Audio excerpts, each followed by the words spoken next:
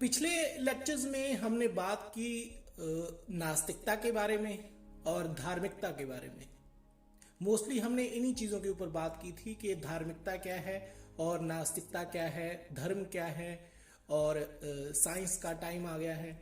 इन subjects के ऊपर, इन topics के ऊपर हमने बात की और आगे हम बात करने जा रहे हैं अब आकाश तत्व के बारे में, फिफ्थ एलिमेंट के बारे में, जिसको कई लोग कई नामों से पुकारते हैं। आकाश सिर्फ एक ऐसा तत्व है जिसको किसी भी नाम के नीचे आप नहीं समझ सकते। यही वो तत्व है वो जो हर जगह है, आपके अंदर है, आपके बाहर है, पूरी पृथ्वी के ऊपर है और पूरी पृथ्वी से बाहर और उसके अंदर है। ब्रह्मांड के कण कण में जो तत्व व्याप्त है, 24 घंटे काम कर रहा है, उसे हम स्पेस कहते हैं, आकाश कहते हैं। और आज हम आकाश के ऊपर ही बात करने जा रहे हैं। सबसे पहले तो मैं आपको बताना चाहता हूं कि ज्यादातर लोगों को ये लेक्चर जो अभी होने वाला है आकाश तत्व के ऊपर, ये हर किसी को समझ में नहीं आएगा।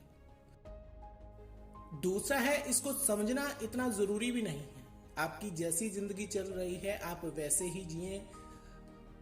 हुआ क्या है कि बहुत से लोग आजकल मेडिटेशन की तरफ जा रहे हैं, बहुत से स्टूडेंट्स मेडिटेशन की तरफ जा रहे हैं, मेडिटेशन को समझना चाहते हैं।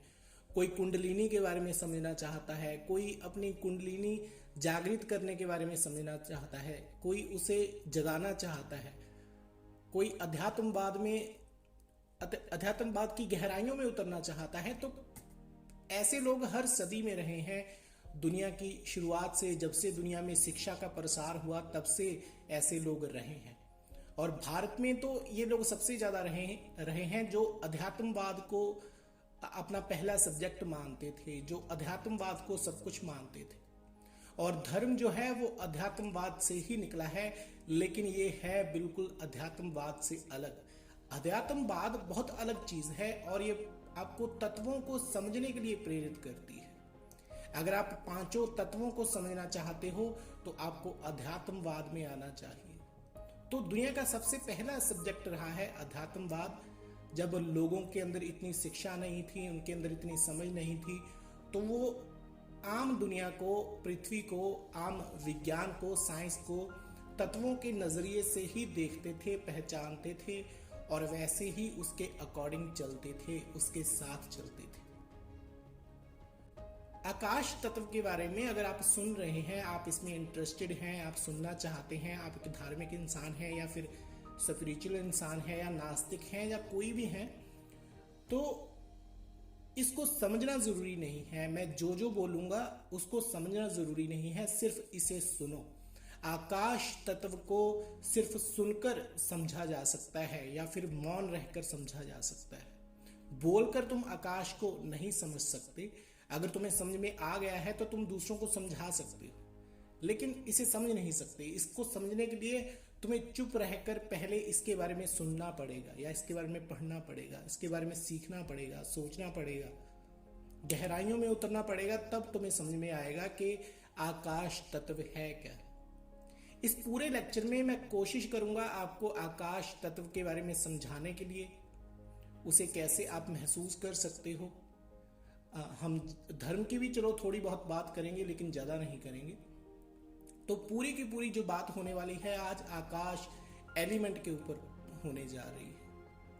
मैं कुछ ज्यादा सोचकर नहीं बोलूंगा क्योंकि ये सोचने वाली चीज ही नहीं है। तो आप भी जब इसे सुन रहे होंगे तो ज्यादा नहीं सोचना है इसके बारे में, इसे सिर्फ सुनो।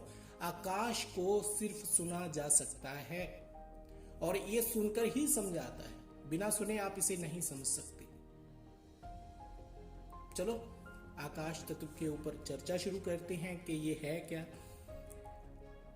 जो लोग पढ़े लिखे हैं, आप सबको पता है कि इस पूरी पृथ्वी के ऊपर या फिर पूरे ब्रह्मांड में, और पूरे ब्रह्मांड में तो सिर्फ स्पेस है, आकाश है, लेकिन इस पृथ्वी के ऊपर 5 तत्व हैं। पांचों तत्वों का मिश्रण है पूरी पृथ्वी, जिनमें से पहला तत्व है आकाश, दूसरा है वायु, तीसरा है पृथ्वी, उसके बाद है अग्नि और सबसे आखिरी है पानी, मतलब जल।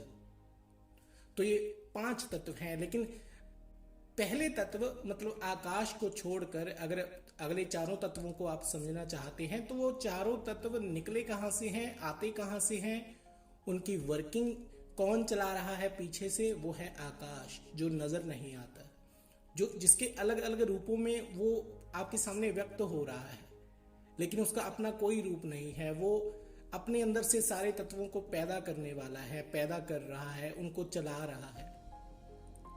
जो सूक्ष्म से सूक्ष्म रूप है आकाश का, मतलब स्पेस का, वो है हवा। क्योंकि हवा को आप देख नहीं सकते, ठीक है, वैसे ही आप आकाश को देख नहीं सकते, ये नजर नहीं आता। वैसे ही हवा नजर नहीं आती, हवा को तुम सिर्फ महसूस कर सकते हो, हवा इधर से उधर चलती है, लेकिन आपको हवा का काम नजर आता है, जो काम वो कर रही है। स्पेस जो तत्व है, आकाश जो तत्व है, वो उसका सूक्ष्म से सूक्ष्म जो रूप है, जो आपके सामने महसूस होता है आपको, जिसकी वर्किंग आप देख सकते हो, जिसके काम करने को आप देख रहे हो। हवाएं चलती रहती हैं, इधर से उधर आप सांसें लेते हो, आपके अंदर ऑक्सीजन जाती है, वो जिंदगी बन जाती है आपके शरीर के अंदर जाकर, वो आपके शरीर को जिंदा रखती है, आपके शरीर के सारे हिस्सों को चलाती है, आपके अंदर खून का प्रवाह सही चलता रहता है। वायु के कारण आपके दिमाग में जो विचार पैदा होते हैं वो वायु के कारण पैदा होते हैं, हवा के कारण पैदा होते हैं। आपके दिमाग में जो ऑक्सीजन जा रही होती है उसके कारण पैदा होते हैं। तो आकाश तत्व का सबसे पहला जो व्यक्त रूप है आपके सामने, जो सिर्फ महसूस किया जा सकता है, वो है हवा। उसके बाद आकाश तत्व का दूसरा व्यक्त रूप जो आपको नजर आता है, जिसे आप टच कर सकते हैं। हवा को आप छू नहीं सकते, सिर्फ महसूस कर सकते हैं, मतलब पहले तत्व को।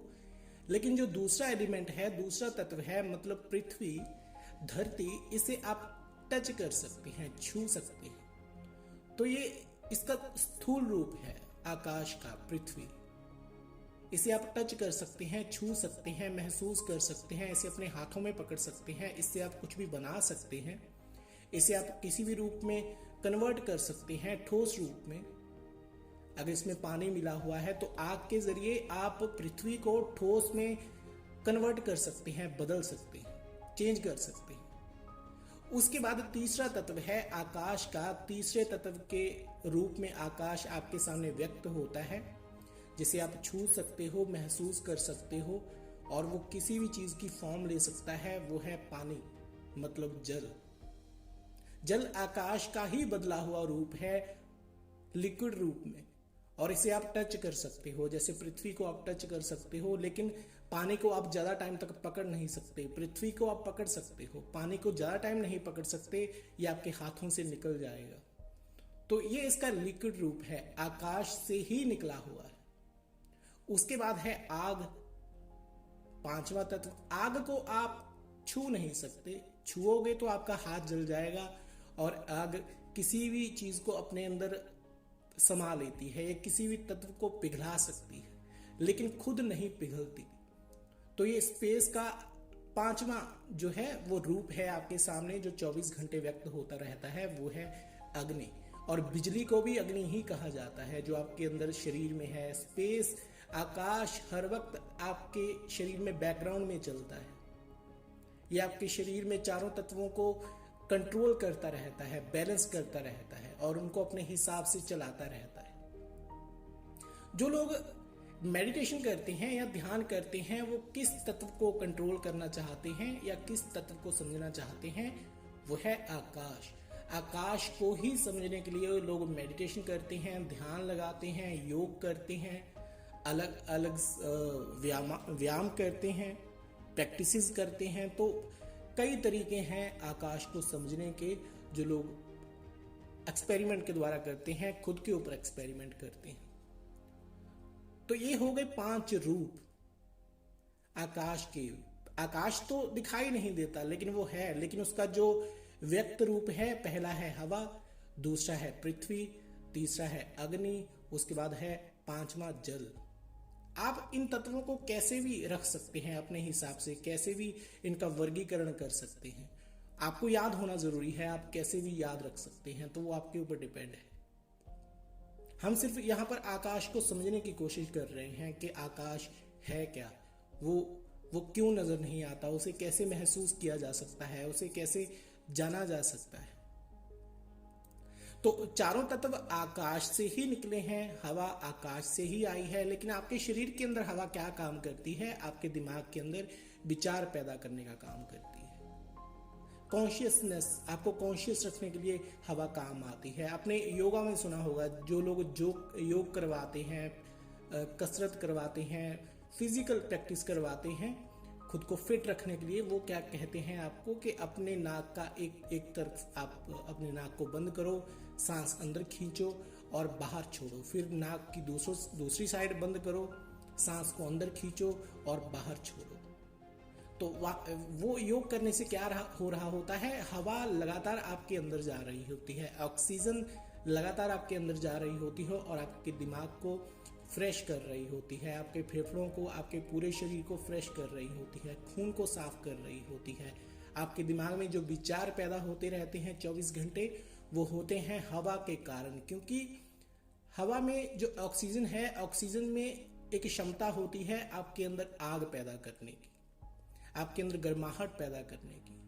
और दिमाग में जो आग जलती है वो हवा के कारण ही जलती है, नहीं तो वो जल नहीं सकती अगर उसे हवा ना मिले। अगर किसी इंसान को हवा ना मिले तो वो मर जाता है। तो आकाश का पहला व्यक्त रूप है हवा। हवा क्या काम करती है? आपके शरीर को और बाहरी जो प्रकृति है, नेचर है, पेड़ हैं, पौधे हैं, दरख्त हैं, बड़े छोटे जो भी हैं, उनको पालने का काम करती है, उनको उगाने का काम करती है, उनको जिंदा रखने का काम करती है हवा। हवा के बाद है पृथ्वी। पृथ्वी के ऊपर पहले तीनों तत्व टिके हुए हैं। आकाश तो मुक्त है, आकाश आजाद है, लेकिन उसी आकाश में कौन से 4 तत्व हैं पृथ्वी के रूप में? हवा, पृथ्वी, अग्नि और जल। तो पृथ्वी एक हार्ड एलिमेंट है, ठोस एलिमेंट है। इसी एलिमेंट के ऊपर बाकी एलिमेंट टिके हुए हैं ग्रेविटी के कारण। और ग्रेविटी कहां से आ रही है? वो भी स्पेस से ही आ रही है, वो भी स्पेस का ही एक हिस्सा है। स्पेस आमतौर पर आपको क्या बताया जाता है? आकाश को आप कैसे देखते हैं? आप ऊपर की तरफ देखते हैं, आप आसमान में देखते हैं आकाश को समझने के लिए। लेकिन वो सिर्फ एक सूचक है, आपको एक इशारा दिया गया है कि अगर तुम स्पेस को समझना चाहते हो, आकाश को समझना चाहते हो, तो ऊपर देखो। लेकिन अगर आप पूरी पृथ्वी को घूमें, अपने दिमाग में ही देखें, आप पूरी पृथ्वी के ऊपर घूम रहे हैं, तो पृथ्वी के एक कोने के ऊपर, चारों कोनों के ऊपर एक अंत ऐसा आएगा, यहां से आगे आप नहीं जा सकते। वहां क्या आपको मिलेगा? या तो वहां पानी होगा, हवाएं होंगी, लेकिन या फिर स्पेस रह जाएगा। अगर आप पृथ्वी के दाईं साइड जाएं, बाईं साइड जाएं, ऊपर जाएं या फिर बिल्कुल नीचे जाएं, उसकी तह तक जाएं, तो आखिरी तत्व जो बाकी बचेगा, जब आप पृथ्वी से सारे तत्वों को पास करते जाओगे, तो वो तत्व कौन सा होगा? वो एलिमेंट कौन सा होगा? आकाश। चारों तरफ आकाश ही है। पृथ्वी के ऊपर भी आकाश, नीचे भी आकाश, आकाश के अंदर ही पूरी पृथ्वी घूम रही है। सारे ग्रह नक्षत्र घूम रहे हैं, सारी गैलेक्सीज जो हैं वो घूम रही हैं। किस एलिमेंट में? आकाश में। जो लोग, जिन्होंने आकाश को समझा, जब जिन्होंने इसे कोई नाम दिया, तो उन्होंने क्या कहा कि आकाश इस ब्रह्मांड के कण कण में है। या फिर आप इसे ऐसे भी कह सकते हैं कि ब्रह्मांड का कण कण किसमें है? आकाश में। तो पृथ्वी एक ठोस रूप है आकाश का, जिसके ऊपर बाकी सारे तत्व जिंदा हैं और अपनी जिंदगी बनाए हुए हैं। अगर पृथ्वी के अंदर ग्रेविटी ना हो तो उस सारी हवाओं को वो छोड़ देगी। हवा के ना होने के कारण कोई आग पैदा नहीं हो सकती पृथ्वी के ऊपर, ठीक है। और पानी का कोई वजूद नहीं रहेगा, क्योंकि पानी फिर बूंदों में बिखर जाएगा, छोटे छोटे टुकड़ों में बिखर जाएगा, आप उसे पकड़ नहीं सकते। अगर पृथ्वी के अंदर क्या ना हो? ग्रेविटी। तो ग्रेविटी भी स्पेस का ही एक रूप है, लेकिन ज्यादातर लोग इस तरफ ध्यान नहीं देते। तो ग्रेविटी भी स्पेस ही है, स्पेस ही चारों तत्वों को चला रहा है, कंट्रोल कर रहा है। आपके अंदर भी वो ऐसे ही काम करता है। आपके दिमाग के बीचों बीच वो टिका हुआ है, आपके पूरे शरीर में टिका हुआ है, और आपके पूरे शरीर के अंदर जो क्रियाएं होती हैं उनको बैलेंस कौन करता है, चला कौन रहा है अनकॉन्शियसली ही, वो है आकाश। आकाश के बारे में बात करनी क्यों जरूरी है, आकाश के बारे में क्यों बोला गया है, चलो इसके बारे में चलो आगे हम चलते हैं। लेकिन मैंने आप तत्वों की बात कर रहे थे, तो पृथ्वी स्थूल है, उसके बाद आता है अग्नि। अग्नि हवाओं से मिलकर बनती है, उसे आप टच नहीं कर सकते। तो अग्नि पूरे ब्रह्मांड में है शामिल, लेकिन इसे इकट्ठा करना पड़ता है। जब आप इसे इकट्ठा करते हो, एक लकड़ी से अग्नि निकलती है, लेकिन आपको पता नहीं होता कि वो कैसे निकल रही है। अगर वो बाहर निकल रही है, जिंदा हो रही है, तो इसका मतलब क्या है, वो ब्रह्मांड में ही है, स्पेस में भी है, आकाश तत्व के अंदर भी वो है। लेकिन जो तत्व हमें जिंदा रखता है आकाश, उसमें वो बहुत बैलेंस के साथ है। लेकिन पृथ्वी के ऊपर आप उसे अग्नि को बढ़ा और कम कर सकते हो। उसके बाद एक और रूप है जिसके बारे में हमने बात की, पानी है, जल है। जल को अगर आप ध्यान से देखें, इसके काम को देखें, तो जल क्या करता है, पानी क्या करता है। पानी किसी भी चीज की शेप ले लेता है। आप पानी को जिस बर्तन में डालोगे वो उसकी शेप ले लेता है। आपकी बॉडी में भी 71% से थोड़ा ज्यादा पानी ही भरा हुआ है। आप पानी की बोतल के समान हैं। पानी सबसे ज्यादा है, जो एलिमेंट है, वाटर एलिमेंट है आपके अंदर, वो सबसे ज्यादा होता है फिजिकली। उसके बाद होता है हवा, एयर। उसके बाद है पृथ्वी, उसके बाद है अग्नि, और स्पेस सब स्पेस के अंदर ही चल रहा है। सारी घटनाएं स्पेस के अंदर ही हो रही हैं। जिस इंसान ने पहली बार आकाश तत्व के बारे में सोचा, जिसने समझा, तो उसके दिमाग में क्या ख्याल आया होगा, उसने कैसे समझा होगा आकाश तत्व को। या फिर आज के जमाने में आप कैसे समझ सकते हो, आप कैसे सोच सकते हो कि आकाश कोई चीज है जिसे आप भगवान कहते हो, अल्लाह कहते हो, ईश्वर कहते हो, या कुछ भी, कोई भी बाहरी ताकत जो हमें चला रही है उसे कुछ कहते हो। तो उसका विचार कैसे आया इंसान के दिमाग के अंदर। चाहे आप आज साइंटिफिक हो गए हैं, साइंटिस्ट बन गए हैं, साइंस के साथ चल रहे हैं, लेकिन साइंस की भी एक सीमा है, उसका भी एक दायरा है। साइंस भी एक जगह पर आकर रुक जाती है और आपको कह देती है कि हम सिर्फ यहीं तक खोज कर पाए हैं, आगे की खोज अभी करनी है, उसके लिए टाइम लगेगा, लेकिन वो खोज जारी रहेगी। साइंस की एक सीमा है, लेकिन आकाश की कोई सीमा नहीं है। जो तत्व हमें चला रहा है, सबको चला रहा है, उसकी कोई सीमा नहीं है, वो असीम है। साइंस क्या कर सकती है? साइंस पानी को कंट्रोल कर सकती है, पानी को स्टोर कर सकती है, लेकिन वो पानी को पैदा नहीं कर सकती। वो पानी के पैदा होने को समझ सकती है, लेकिन आखिर तक नहीं समझ सकती। वो तूफान को कंट्रोल कर सकती है, लेकिन तूफान को पैदा नहीं कर सकती। वो पानी को स्टोर कर सकती है, लेकिन पानी को पूरी तरह कंट्रोल नहीं कर सकती। कौन? साइंस, विज्ञान। विज्ञान आग के जलने को समझ सकता है, उसे जला सकता है, लेकिन वो कहां से आकर कहां चली जाती है किसी को पता नहीं चलता। पानी आप, वो पानी जो सच में जो तत्वों से बनता है, वो पानी आप नहीं बना सकते। साइंस एक ऐसी चीज है, एक ऐसा सब्जेक्ट है जो एक जगह पर आकर रुक जाता है, ठहर जाता है, और आगे की खोज के लिए दूसरों की तरफ देखने लगता है, क्योंकि उसे आकाश के बारे में कोई आइडिया नहीं है, कोई एहसास नहीं है। साइंस 4 तत्वों को मानती है, वो 5वें तत्व को इतनी अहमियत नहीं देती। लेकिन सिर्फ भारत एक ऐसा देश है, वेस्टर्न कंट्री में स्पेस को इतनी अहमियत नहीं दी जाती, लेकिन भारत एक ऐसा देश है जिसमें सबसे ज़्यादा अहमियत अगर दी गई है तो वो है स्पेस एलिमेंट को, आकाश तत्व को।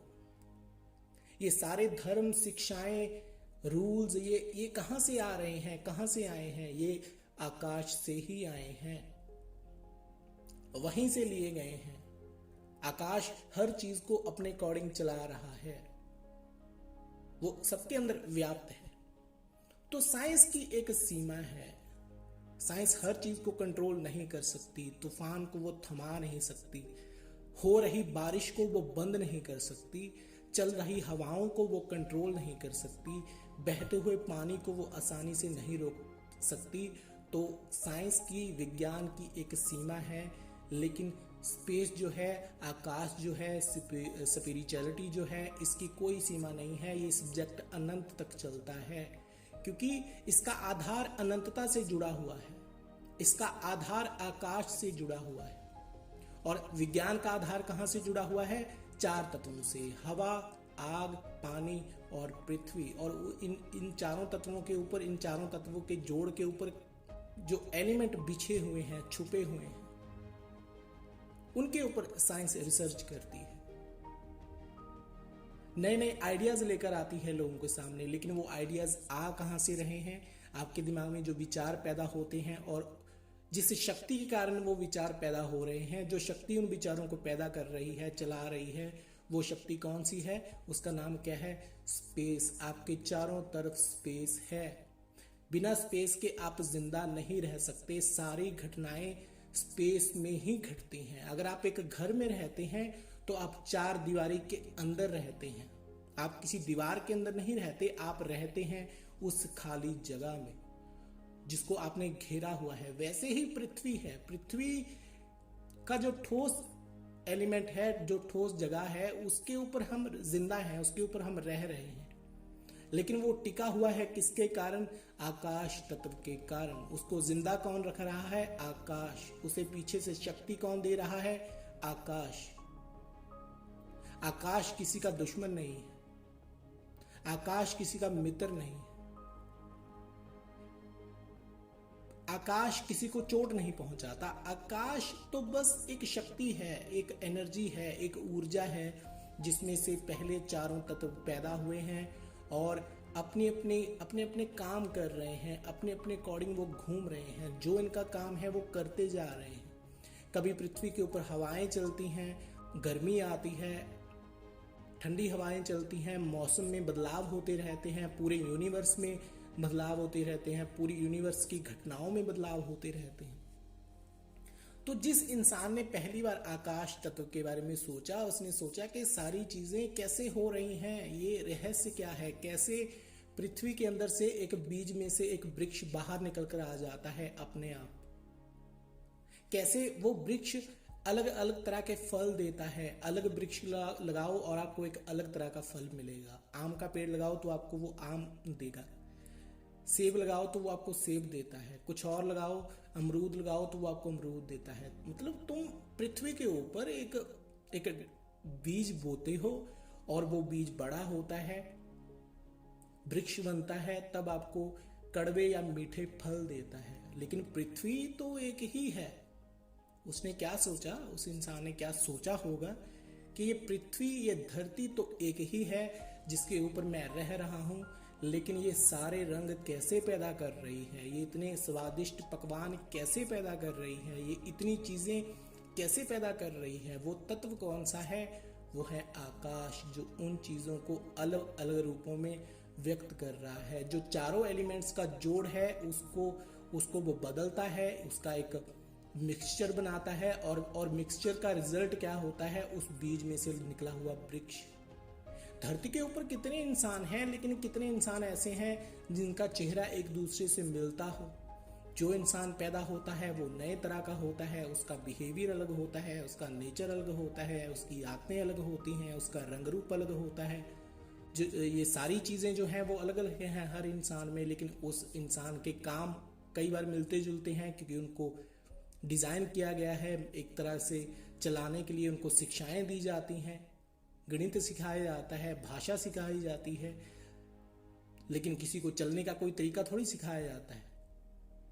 कोई इंसान कैसे उठेगा, उठकर चलेगा, वो उसे सिखाया नहीं जाता, वो उसके अंदर ही है। वो धीरे धीरे उन चीजों को अपने आप एहसास हो जाता है उसे, और वो उन चीजों को करने लगता है। आपके अंदर दिल धड़कता रहता है 24 घंटे, लेकिन आपके अंदर इतना कंट्रोल नहीं है कि आप अपने दिल की धड़कनों को कंट्रोल कर सकें। वो कौन कर रहा है? वो, उसे हमने क्या कहा है? वो है आकाश। फिफ्थ एलिमेंट उस चीज को कंट्रोल कर रहा है। आपके शरीर के अंदर जो क्रियाएं होती हैं वो आपका अनकॉन्शियस ब्रेन कंट्रोल करता है, लेकिन अनकॉन्शियस से आगे क्या है? स्पेस, आकाश, वो खाली जगह जो पृथ्वी के ऊपर सारे तत्वों को चला रही है, जिसने सारे तत्वों को अपने अपने काम के ऊपर लगाया हुआ है। सारी चीजें उसके अंदर हो रही हैं, सारी घटनाएं उसके अंदर हो रही हैं। पूरी जिंदगी बहती रहती है पूरे ब्रह्मांड में हर वक्त। किसके कारण? आकाश तत्व के कारण। तो यहां पर आपकी सोच खत्म हो जाती है, यहां से आगे आप सोच नहीं सकते। वहां से क्या शुरू होता है? आकाश। और यहां तक आप सोच सकते हैं, यहां तक भी सोचें, वहां पर आपको एक ही चीज नजर आएगी, आकाश। तो आकाश हर जगह के ऊपर व्याप्त है। धर्म की अगर बात करें तो धर्म किन चीजों की बात करता है? वो क्या कहता है कि आसमान में एक शक्ति है जो हमें चला रही है, जो हमें देख रही है, हमारा ख्याल रखती है, उसी ने हमें बनाया है, वही हमें मिटाती है, वही हमें फिर से पैदा करती है, दोबारा इस पृथ्वी पर भेजती है अपने काम के लिए। हम फिर जिंदगी जीते हैं, फिर कहाँ चले जाते हैं? आकाश में चले जाते हैं। लेकिन उसको जो रूप दिए गए हैं, रंग दिए गए हैं, कहीं उसको देवता बना दिया गया है, कहीं पर उसे कुछ बना दिया गया है, कहीं कुछ धर्मों में उसे गुरु कहा गया है कि आकाश सबका गुरु है, सबको शिक्षा देने वाला है, सबको पैदा करने वाला है, सबको जिंदा रखने वाला है। सब जब आते हैं पृथ्वी के ऊपर तो उसी से आते हैं और अपनी जीवन यात्रा उसी के अंदर रहते हुए पूरी करते हैं और उसी के अंदर से वो आगे चले जाते हैं। तो धर्म ने आकाश को अलग अलग रंग रूप दिए हैं। जैसे जैसे लोग इस पृथ्वी के ऊपर आए, जैसी जैसी सभ्यताएं आई, जैसे जैसे उन लोगों ने देखा कि पृथ्वी के ऊपर इतने रहस्य हैं कि आप एक जिंदगी में सभी रहस्यों को नहीं समझ सकते, लेकिन एक चीज है, यहाँ से वो सारे रहस्य पैदा हुए हैं, पैदा हो रहे हैं, लगातार चल रहे हैं। वो कौन सा एलिमेंट है, कौन सा तत्व है, उसे हम क्या कहते हैं? आकाश। हवा है, आकाश से आई है। अग्नि है, आकाश से आई है। पानी है, आकाश से आया है। पृथ्वी है, आकाश से आई है। और ये सारे आकाश के अंदर ही घूम रहे हैं। आकाश इनके अंदर भी है और इनके बाहर भी। बहुत पुराने जमाने की कहानी है, हजारों साल पहले की कहानी है, मैं आपको सुना रहा हूं। अगर आप स्पिरिचुअल लाइफ में यकीन करते हैं या भगवान में यकीन करते हैं, नेचर में यकीन करते हैं। एक शिष्य ज्ञान प्राप्त करना चाहता था, सबसे बड़ा ज्ञान पाना चाहता था, लेकिन वो नास्तिक था, वो भगवान को मानता नहीं था, वो किसी आकाश तत्व को नहीं मानता था। तो अलग अलग गुरुओं के पास वो गया। जो गुरु उसे कुछ सिखाता वो सीख लेता, जितना उसे समझ आता वो समझ लेता।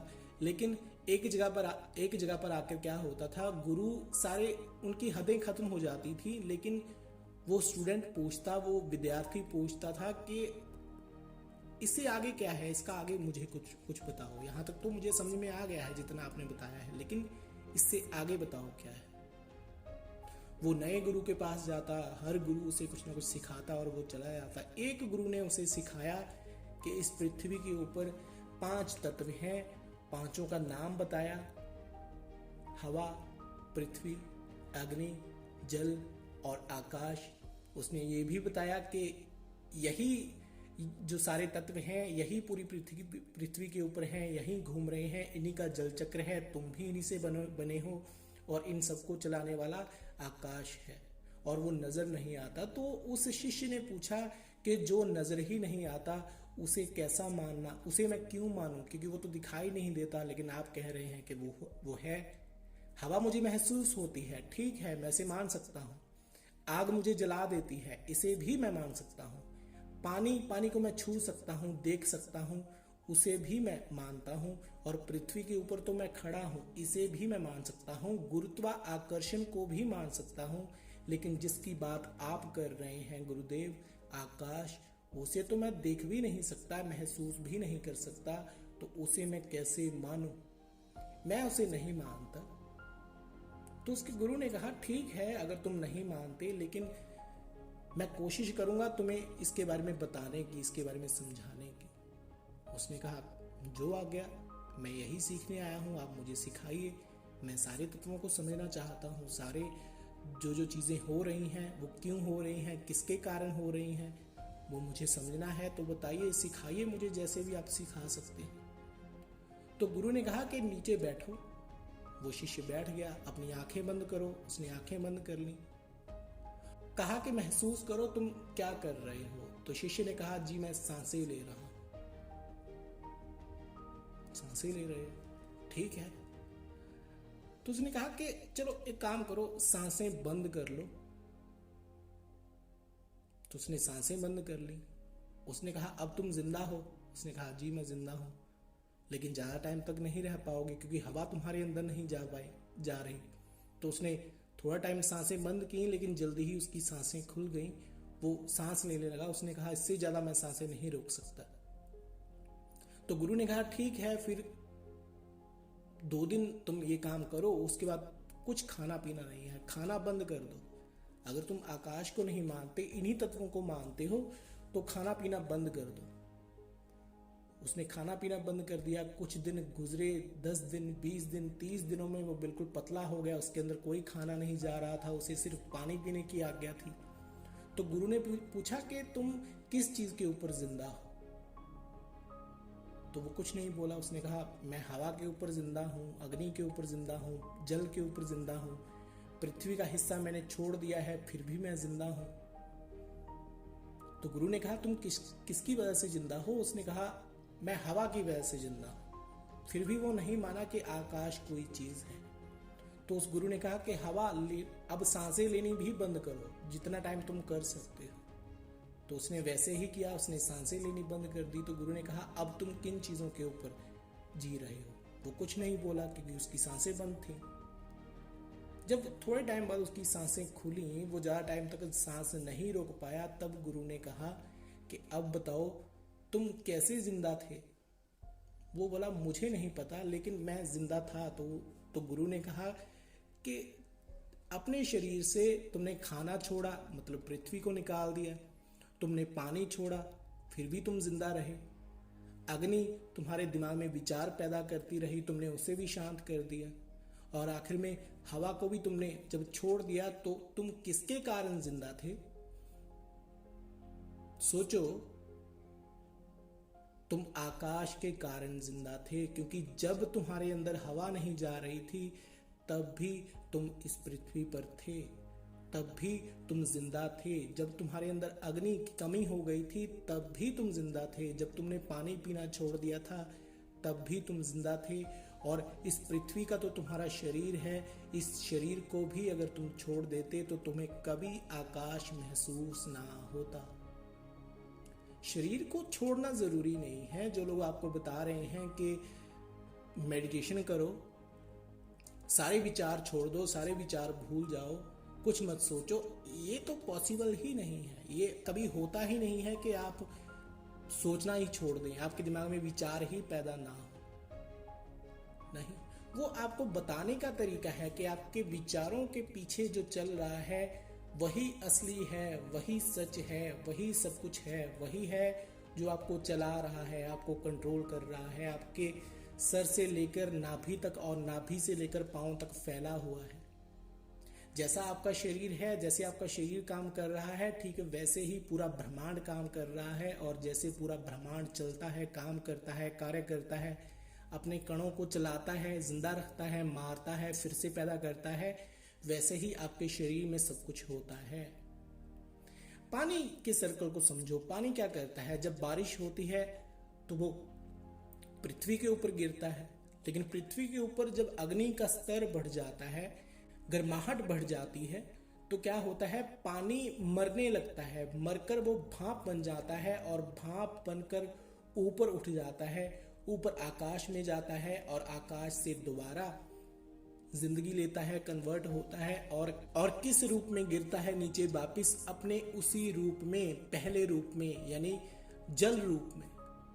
तो ऐसे ही ये सर्कल चलता रहता है, घूमता रहता है, सारे तत्व बदलते रहते हैं अपने रंग रूप और फिर से जिंदा होते रहते हैं। लेकिन सबसे ज्यादा जिंदा होने की क्वालिटी किस तत्व में है? पानी में, जल में, उसके बाद हवा में, फिर अग्नि में। लेकिन ये जिंदा होते किसकी वजह से हैं? दोबारा दोबारा किसकी वजह से चल रहे हैं, जिंदा हो रहे हैं, जीवित हो रहे हैं, अपने अंदर से जीवन पैदा कर रहे हैं? आकाश तत्व के कारण। तो उस शिष्य को समझ में आ गया कि जब चारों तत्वों के ऊपर भी मेरा शरीर डिपेंड नहीं था, इनके ऊपर काम नहीं कर रहा था, इनके ऊपर चल नहीं रहा था, इनके बारे में सोच नहीं रहा था, इनकी तरफ कोई ध्यान नहीं दे रहा था, तब भी एक एलिमेंट था जिसके कारण मैं मौजूद था पृथ्वी के ऊपर, धरती के ऊपर, अपनी जिंदगी में। वो था आकाश। आकाश ही सब कुछ है। जो लोग आपको आकाश के बारे में बताते हैं वो आपको अच्छी तरह कभी बता ही नहीं पाते, क्योंकि उसे कहा नहीं जा सकता। उसके अंदर तो आप खुद ही मौजूद हैं, उसे समझाया नहीं जा सकता। आपका शरीर किसके अंदर मौजूद है? आकाश के अंदर। आपके अंदर क्या मौजूद है? आकाश के अंदर। आकाश ने चारों तत्वों को पकड़ा हुआ है। ऐसे समझो, आकाश ने चारों तत्वों को पकड़ा हुआ है। चारों तत्व आकाश के ही अंदर हैं, उसी के कंट्रोल में है, उसी के काबू में है, उसी के अंदर घूम रहे हैं। और उन्हीं तत्वों से क्या बना है? आपका शरीर। जब आप रात को सो रहे होते हैं, सोते सोते आप सोच रहे होते हैं, कुछ भी आपके दिमाग में चलता है, अपने आप सपने लेने लगते हो, कुछ ना कुछ आपके दिमाग में आने लगता है, तस्वीरें बनने लगती हैं। लेकिन कभी ध्यान से सोचो तो उस बैकग्राउंड में अगर आप खुद को पीछे लेकर जाओ तो वो आप उन चीजों को साफ देख पा रहे होते हो। आपके दिमाग में जो विचार पैदा होते हैं, उन विचारों के कारण जो तस्वीरें पैदा होती हैं, उनको आप ठीक वैसे ही महसूस कर पा रहे होते हो। उनको आप जी रहे होते हो। जो आपका पूरा दिन जैसा गुजरा है, जैसी आपकी जिंदगी गुजरी है, पुरानी यादें आपके दिमाग में चल रही होती हैं, प्रेजेंट आपके दिमाग में चल रहा होता है, भविष्य साथ साथ आपके दिमाग में चल रहा होता है। आपके दिमाग में लगातार ये तीनों घटनाएं चल रही हैं, पास्ट, प्रेजेंट और फ्यूचर। ठीक है, वैसे ही भागवत गीता में जो भगवान कृष्ण होते हैं वो क्या कहते हैं अर्जुन को? कि सब कुछ मैं ही हूं। और वो कौन बोल रहा होता है? खुद आकाश। तो जिसने भी गीता को लिखा, उसे समझा, उसे समझाने की कोशिश की, तो वो आकाश के बारे में ही आपको समझाने की कोशिश कर रहा था कि सारे एलिमेंट किसके अंदर मौजूद हैं, सारा जीवन चक्र चल किसके अधीन रहा है, किसके अंदर चल रहा है? आकाश के अंदर। तो आकाश, आप भी एक आकाश का ही एक रूप है। तो आकाश कौन है? आकाश आपके अंदर भी तो है, आपके अंदर वो सारी चीजों को चला रहा है। अगर आप ध्यान से भागवत गीता को पढ़ो, इसे समझो, या दुनिया के किसी भी धर्म को समझो, तो गीता में क्या है? गीता में पूरी की पूरी साइंस है, विज्ञान है। और किस चीज का विज्ञान है? ब्रह्मांड का विज्ञान नहीं है इतना, शरीर का विज्ञान है। आप कौन हो, आपका काम क्या है, आप क्या करने आए हो, दुनिया में कितनी तरह के लोग हैं, किस किस नेचर के लोग हैं, किस किस तरह से आकाश खुद को रिप्रेजेंट करता है, व्यक्त करता है, उसके काम कौन कौन से हैं, वो सारी चीज़ें आपको कौन बता रही है? गीता। और सिर्फ गीता नहीं बता रही, और भी काफ़ी सारी धार्मिक किताबें हैं, स्पिरिचुअल किताबें हैं जो आपको आकाश के बारे में बोलती हैं। लेकिन किताबें पढ़ने की आपको ज़रूरत नहीं है, सीधा सीधा समझो कि आपके आगे पीछे दाएं बाएं जो भी चल रहा है वो आकाश ही है। जो भी घटनाएं हो रही हैं वो आकाश के ही अंदर हो रही हैं, आकाश के ही कारण हो रही हैं। आकाश अब भी मौजूद है, जब तुम हो जब तुम नहीं थे तब भी वो मौजूद था, जब तुम नहीं होवोगे तब भी एक चीज मौजूद होगी, और वो कौन होगा? आकाश। ऐसा कोई टाइम नहीं है। और टाइम के बारे में बताऊं, टाइम कहां से आ रहा है? टाइम आकाश से ही पैदा हो रहा है। आकाश को समझने के लिए ही, क्योंकि आकाश को तुम कैद नहीं कर सकते हो, इसीलिए टाइम को बनाया गया है, गणित को बनाया गया है, ताकि आकाश को काबू किया जा सके। लेकिन वो काबू में नहीं आता। सारी चीज़ें उसी से तो आई हैं, और जिससे सारी चीज़ें आ रही हैं उसको आप कंट्रोल नहीं कर सकते, उसको आप काबू नहीं कर सकते। आकाश सारी चीज़ों से मुक्त है, सारी चीज़ें इसके अंदर ही हो रही हैं। आपने टीवी के ऊपर चलने वाली महाभारत देखी होगी, चाहे वो नई महाभारत हो या फिर पुरानी महाभारत हो, जो भी आपने देखी है। लेकिन महाभारत को देखते वक्त जब गीता का दृश्य आता है, जब गीता घटित हो रही होती है, जब गीता कही जा रही होती है, कृष्ण के द्वारा गीता कही जाती है महाभारत में, तो जब आप कृष्ण की जुबान से गीता सुन रहे होते हो, वो अर्जुन से कुछ बोल रहे होते हैं, आकाश के बारे में बोल रहे होते हैं, तो आपको लगता है कि कृष्ण सब कुछ अपने बारे में बोल रहे हैं, लेकिन वो खुद के बारे में नहीं बोल रहे होते। अगर तुम ध्यान से देखो, एक कलाकार की तरह देखो, एक कहानीकार की तरह देखो, तो तुम्हें पता चलेगा कि वो खुद ही आकाश के बारे में बोल रहे हैं। जो लिखने वाला है गीता को, वो आकाश के बारे में बता रहा है आपको, वो आकाश कैसा है, उसका काम क्या है, वो कैसा दिखाई देता है, वो सारी चीजें कृष्ण के माध्यम से आपको बता रहा है। और कृष्ण किसे बता रहे हैं? अर्जुन को। वो क्या कहते हैं, मतलब आकाश क्या कह रहा है, अगर आकाश बोले तो वो क्या कहेगा, उसे आप समझना चाहते हो गीता में से, तो वो क्या कहता है, कृष्ण के अंदर से होता हुआ क्या कह रहा है। वो कहता है कि अगर तुम मुझे अक्षरों में देखना चाहते हो तो अक्षरों में मैं आकार हूं, ध्वनियों में ओमकार हूं, वेदों में सामवेद हूं, देवों में इंद्र हूं, प्राणियों में चेतना हूं, जक्षों में कुबेर, रुद्रों में शंकर हूं, वसुओं में अग्नि, पर्वतों में सुमेरु हूं, ऋषियों में भृगु, यज्ञों में जाप हूं, वृक्षों में पवित्र पीपल हूं, देवऋषियों में नारद हूं, अश्वों में उच्चे शवा, हाथियों में ऐरावत, पशुओं में सिंह हूं, पक्षियों में गरुड़, मनुष्य में राजा, सर्पों में वसुकी, शेषनाग, यमराज, वरुण देव और वायु मैं ही हूं, मतलब आकाश ही है। ब्रह्म विद्या, महाकाल और ब्रह्मा मैं ही हूं, मतलब आकाश क्या कह रहा है, कृष्ण क्या कह रहे हैं कि ये सब कुछ मैं ही हूं जो मैं तुम्हें बता रहा हूं, मतलब आकाश बता रहा है। मैं ही जीवन हूं और मैं ही मृत्यु हूं और मैं ही मुक्ति। तो आकाश ही बोल रहा है। जब कृष्ण आकाश के बारे में समझा रहे हैं अर्जुन को, या आकाश खुद के बारे में समझा रहा है अर्जुन को, जो लिखने वाला है वो आपको समझा रहा है कृष्ण के बारे में, मतलब अकाल पुरुष के बारे में, आकाश के बारे में, तो आप इसे धार्मिकता के रूप में देखते हो, लेकिन आप वैसे तो कभी देखते ही नहीं हो कि आप आकाश को समझ सको। अक्षरों में आकार, अक्षरों का आकार कैसा होता है, कोई आकार नहीं होता। आप आकार को आप एक्सप्लेन नहीं कर सकते, तो वो क्या है, वो खाली जगह क्या है, आकाश।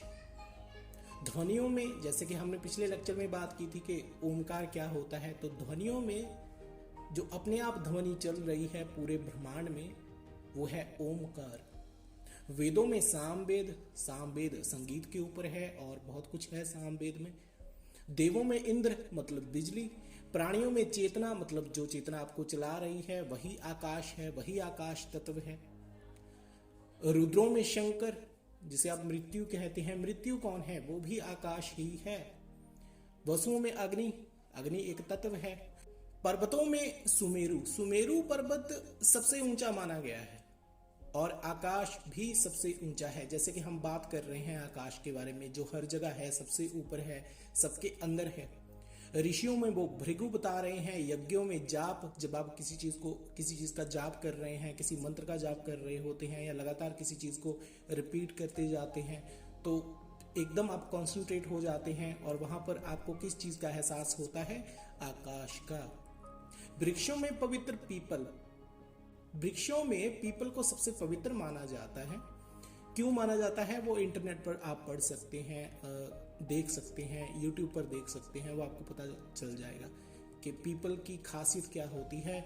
जो खासियत किसी वृक्ष में नहीं होती वो सिर्फ पीपल में है, इसलिए उसे सबसे ऊपर रखा गया है।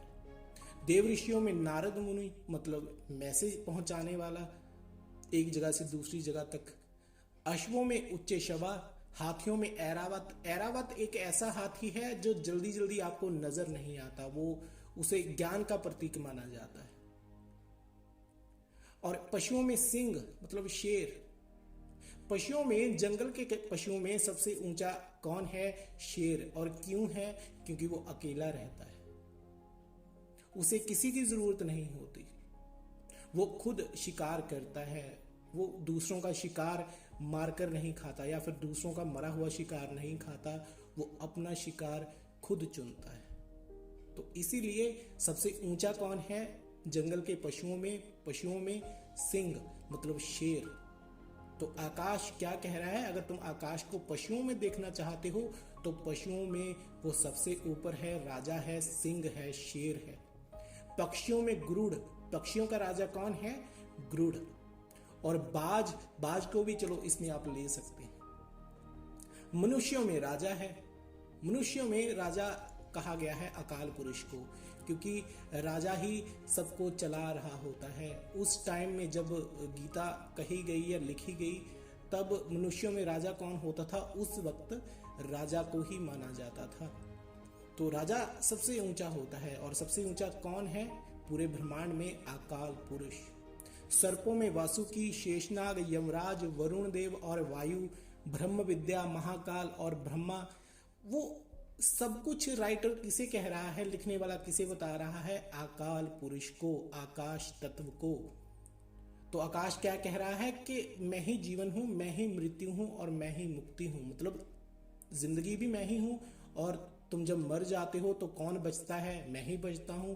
जब तुम मुक्त होते हो तो कौन होता है? तो तुम्हें मेरा ही पता चलता है, तब भी मैं ही होता हूं। मतलब आकाश तुम्हें सारी चीजें समझा रहा है गीता में, या फिर तुम किसी भी धर्म में देखोगे तो वहां पर आकाश को ऐसे ही रिप्रेजेंट किया गया है। भगवान एक ही है, उसकी कोई जात थोड़ी है, लेकिन यहाँ पर मनुष्यों ने जातियां बना रखी हैं, वर्ण बना दिए, वर्ण व्यवस्था बना दी, कास्ट सिस्टम बना दिया और अपने अपने तरीके बना दिए उसे उसकी पूजा करने के। जबकि जो चीज तुम्हारे अंदर ही है उसकी पूजा कैसे की जा सकती है? उसकी पूजा किसी भी तरह से नहीं की जा सकती। लेकिन हाँ, अगर तुम कर्म करते हो, अपनी जिंदगी में कुछ कर रहे हो, तो वही उसकी पूजा मानी जाती है। वही आकाश तत्व की, अकाल पुरुष की असली पूजा है। तो वो कहता है, वो क्या है? आकाश तत्व क्या है? सब कुछ वही है। उसकी कोई जाति नहीं है, कोई रंग नहीं है, कोई रूप नहीं है, कोई आकार नहीं है। ध्वनियों में वो ओम है। सब कुछ वही है। कौन है जो बादलों से बारिश करता है? आकाश। कौन है जो सारी चीजों को बना रहा है? आकाश। कौन है जो सारी चीजों को चला रहा है? आकाश। कौन है जिसके कंट्रोल में है, जिसने सबको पकड़ा हुआ है? आकाश। यहां से विलीन होकर अपने शरीर से निकलकर हर आत्मा किस चीज में, कहां पर समा जाती है? आकाश में। आपके अंदर गुरु कहाँ है? आकाश को गुरु कहा जाता है। बहुत से धर्मों में आकाश को गुरु के रूप में कहा गया है, जैसे ब्रह्मा गुरु, विष्णु गुरु, शिव गुरु, माता गुरु। तो सब में उसे गुरु कहा गया है, गुरु कहा जाता है। वो गुरु ही है, लेकिन वो गुरु आपके अंदर कहाँ है? ठीक जिसको आपकी छठी इंद्री बोला जाता है, मिड ब्रेन बोला जाता है, सिक्स्थ सेंस बोला जाता है, या फिर आपके दिमाग के बीचों बीच यहाँ पर आपको आनंद का एहसास होता है, या फिर आप मेडिटेशन करते हैं, या फिर जब आप खुश होते हैं, या कुछ भी होता है, जब भी आपको खुशी का या बहुत दर्द का, आनंद का एहसास होता है। दर्द में भी, उदासी में भी एक आनंद होता है। अगर आपने ध्यान से कभी उदासी को महसूस किया हो, जैसे खुशी में अपने तरीके से एक आनंद होता है, एक मासूमियत होती है, वैसे ही दर्द में भी होता है। तो गुरु कहाँ है? आप कहीं से भी छूटो, आप कहां पहुंचोगे? गुरु के साथ, गुरु के पास। जैसे गुरुत्वाकर्षण होता है, वैसे आकाश तत्व हर जगह है। जैसे गुरुत्वाकर्षण हर जगह है, तुम यहां भी पहुंचोगे, वहां गुरुत्वाकर्षण होगा। इसीलिए उसे गुरुत्वाकर्षण कहा जाता है, गुरु का तत्व कहा जाता है। वो गुरु ही है, वो आकाश ही है। और आपके अंदर गुरु कहाँ है? आपके दिमाग के बीचों बीच, सिक्स्थ सेंस के रूप में।